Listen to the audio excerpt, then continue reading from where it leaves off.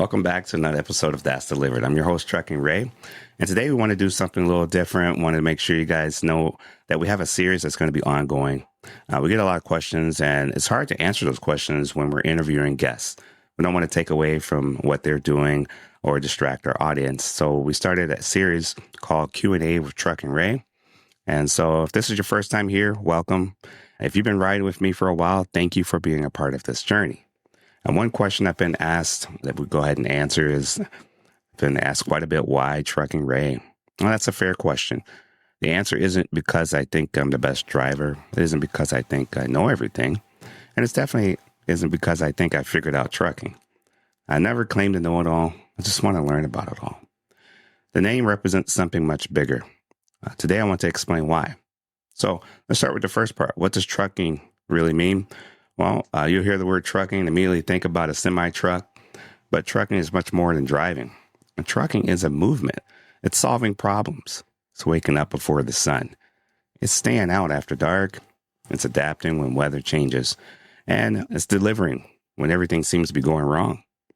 And trucking is one of the few professions where your office changes every day.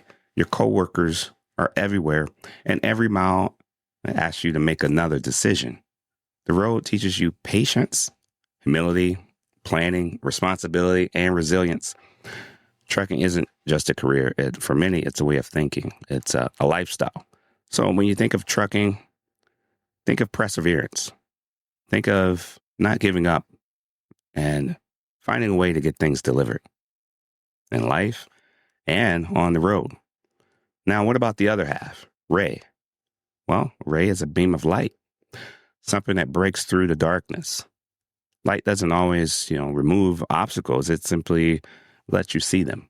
And that's exactly what I hope to show you becomes. It's a place where we don't pretend that trucking's easy.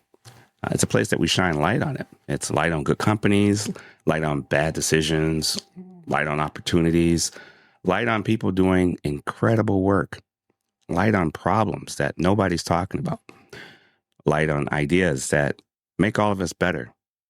And if one episode helps someone avoid an expensive mistake, if one conversation helps someone stay in trucking another year, if one interview inspires someone to finally chase their dream, well, then this podcast has done exactly what I hoped it would do. So why does this show exist? Well, I don't claim to know it all. I just simply want to learn about it all. And that's why you hear conversations from drivers, fleet owners, safety professionals, law enforcement, mechanics, entrepreneurs, industry leaders, health experts, technology companies, government officials, truck stop owners, equipment manufacturers, and people completely outside of trucking whose lessons are worth learning, because trucking isn't just about itself. It doesn't exist by itself. It connects nearly every industry. And the better we understand those connections, the better drivers we become. So let's think about the one question. If you're thinking about getting your CDL, this question comes up all the time. And, well, here's what I recommend. First, find a school that teaches you on manual transmissions if possible. If you think you'll drive an automatic, that's good. But learning a manual gives you more options later. Automatic trucks are becoming more common, but restrictions can close doors. And if manual training is available, take it. If an automatic is your only opportunity, don't let it stop you. A CDL and an automatic truck is still far better than never getting started. Experience opens doors too. So don't just choose a school that you come across first, like the first one, right? Ask questions. How many hours are spent behind the wheel? How many backing practice do students receive? Or how many instructors have real driving experience? How many companies hire graduates from this school? What percentages of students finish? Do employers restrict kind of students they hire, or do they respect this program? Cheaper isn't always better. Neither is the biggest name. Look for quality instruction. So pick your first company carefully. The first company will shape your habits.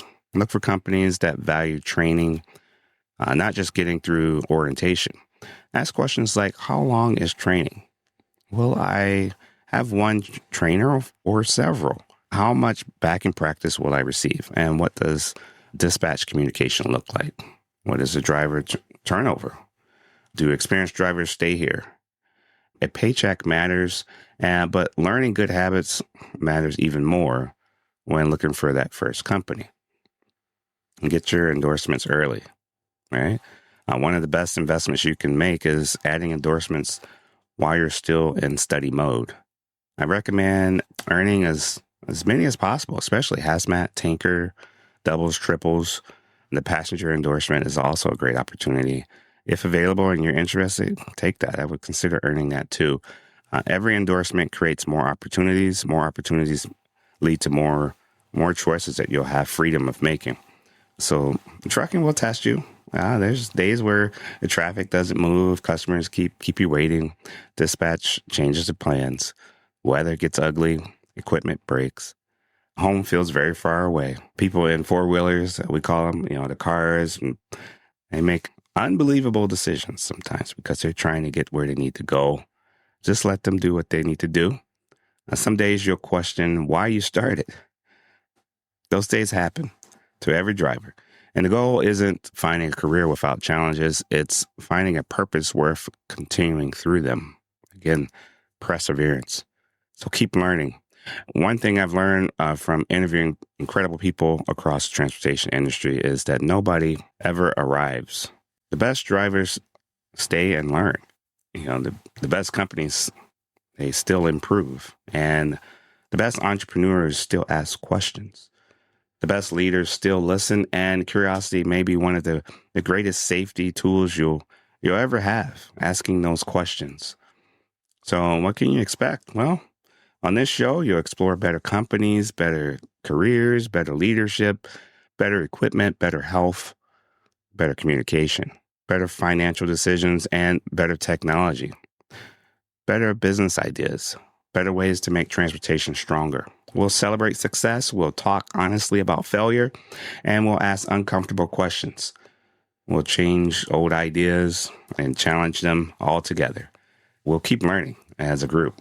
So whether you're a brand new CDL student or a veteran with 3 million safe miles, an entrepreneur building something for transportation, or someone who is simply curious about the people who keep America moving, I'm glad you're here. This isn't just about trucking. It's about delivering on your promise. Every teacher delivers knowledge. Every parent delivers love. Every entrepreneur delivers value. Every leader delivers vision. Truck drivers deliver the freight that makes all of it possible. So whether your road leads, wherever you go, I hope you'll keep riding with me. Subscribe, leave a review, share an episode with someone who is thinking about getting in trucking or someone who needs a reminder of why they got started. And until next time, I'm Trucking Ray. And remember, don't stress. Just do your best. And that's delivered.